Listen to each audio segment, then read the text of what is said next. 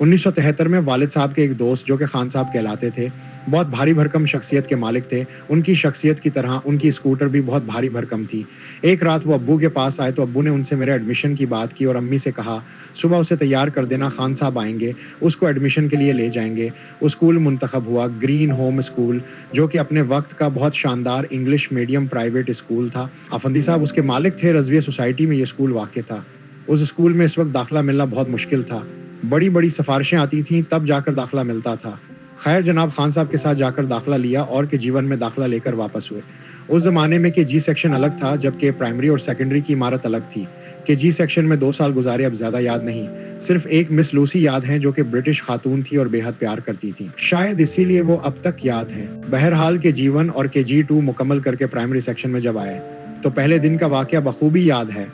पहले दिन जब स्कूल पहुंचे, क्लास 1 में बैठे तो हमारे साथ एक लड़की आशी, जो कि केजी सेक्शन में हमारे साथ थी, वो सबसे आगे की रो में कॉर्नर पर बैठी थी और पूरी रो में दीगर बच्चे बैठे हुए थे।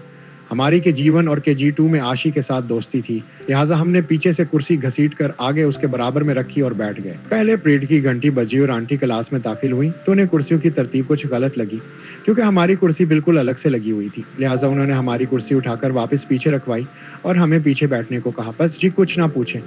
हमें तो ऐसा लगा कि क़यामत आ गई हो। ऐसा रोना डाला कि सारे टीचर जमा हो गए। प्यार से समझाया, डराया, धमकाया, लेकिन हम टस से मिस नहीं हुए और एक ही रट के आशी के साथ बैठूंगा। आखिरकार जीत हमारी हुई। आशी के बराबर वाले बच्चे को किसी और जगह पर एडजस्ट किया गया और हमें वो सीट दे दी गई।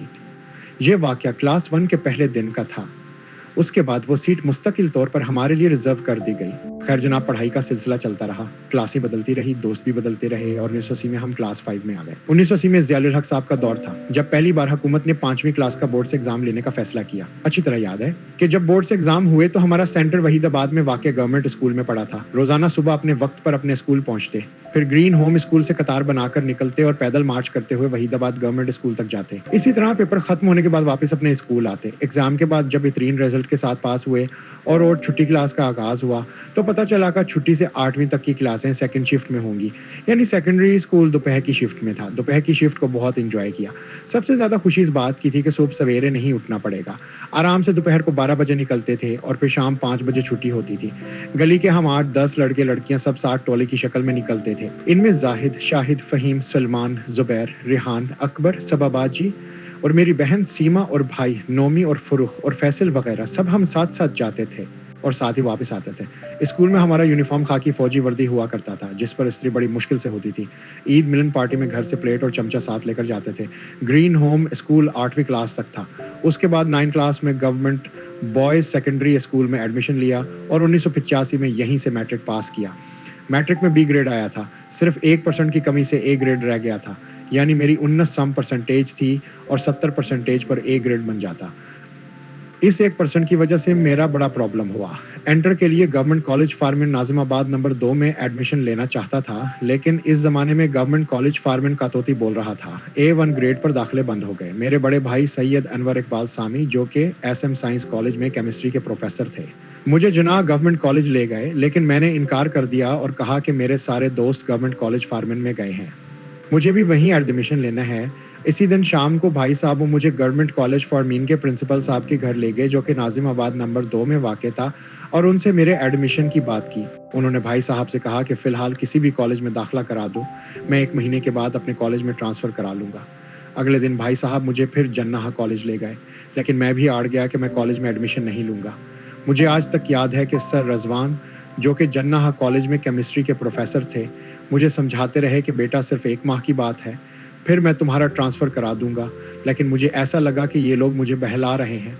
एक दफ़ा एडमिशन हो गया तो मैं फंस जाऊंगा। आखिर इस बात पर मैं तैयार हुआ कि तुम एडमिशन जनाब कॉलेज में ले लो और इस वक्त तक क्लासें गवर्नमेंट कॉलेज फॉरमेन में लेना, जब तक तुम्हारा बाकायदा ट्रांसफ़र ना हो जाए। लिहाजा मैं मान गया और फिर इसी तरह हुआ इंटरमीडिएट गवर्नमेंट कॉलेज फॉरमेन से क्या, इंटर के बाद इसी कॉलेज में बीएससी में एडमिशन ले लिया। 1988 में जबकि मैं बीएससी पार्ट 1 के एग्ज़ाम की तैयारी कर रहा था कि 3 अगस्त 1988 को वालिद साहब का इंतकाल हो गया। बीएससी के साथ साथ मैंने Pakistan central homeopathic medical college में डीएच एमएस में भी एडमिशन ले लिया था और वालिद साहब के साथ 1985 से क्लिनिक में बैठ रहा था।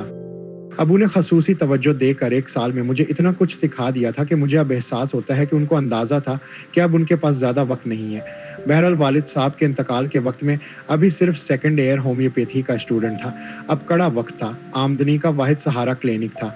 बीएससी भी कर रहा था और कॉलेज जो कि शाम को होता था वहाँ भी जाना है।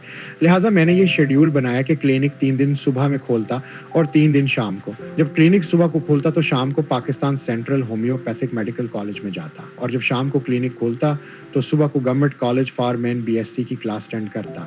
ये सिलसिला ज़्यादा अरसा नहीं चला क्योंकि क्लिनिक की आमदनी अखराजात को पूरा करने के लिए नाकाफ़ी थी।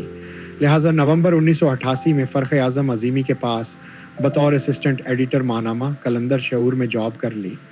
1991 में डीएचएमएस मुकम्मल किया। फिर फ़र्ख साहब के पास से जॉब छोड़कर उनके छोटे भाई सलाम आरिफ अज़ीमी के पास बतौर ऑर्डर बकर जॉब कर ली। याद रहे ये फ़र्ख आज़म अज़ीमी और सलाम आरिफ अज़ीमी ख्वाजा शमसुद्दीन अज़ीमी के साहबजादे हैं, जो जंग अखबार में रूहानी डाक का कालम लिखते थे और एक बड़ी रूहानी शख्सियत थे। खैर उन सब बातों का तज़किरा बाद में करूँगा। फ़िलहाल अपनी तालीमी मामलात को मुकम्मल तौर पर बयान कर लूँ। होम्योपैथिक में डीएचएमएस करने के बाद रजिस्ट्रेशन करवाई और सुकून से 1991 से बाकायदा प्रैक्टिस शुरू कर दी। अब जबकि डीएचएमएस मुकम्मल हो गया था और ग्रेजुएट न होने का गम खाया जा रहा था, लिहाजा क्लिनिक को चलाते हुए बीए प्राइवेट किया। फिर शादी के बाद मास्टर्स की रजिस्ट्रेशन करवाई। बेगम साहबा ने इंटरनेशनल रिलेशनशिप में और मैंने उर्दू में मास्टर किया। बुनियादी तालीम के अलावा बेशुमार सर्टिफिकेट कोर्स किए, ऑनलाइन कोर्स किए, रूहानी उलूम हासिल किए, जिनकी तफसील इंशाअल्लाह आगे मैं तफसील से बयान करूँगा। अलग से जब मैं रूहानियत की तफसील बताऊँगा तो उसके साथ बयान करूँगा। उसके अलावा अरबी लैंग्वेज और इंग्लिश लैंग्वेज के कोर्सेज़ किए और कंप्यूटर के हवाले से भी काफ़ी कोर्सेज़ किए हैं।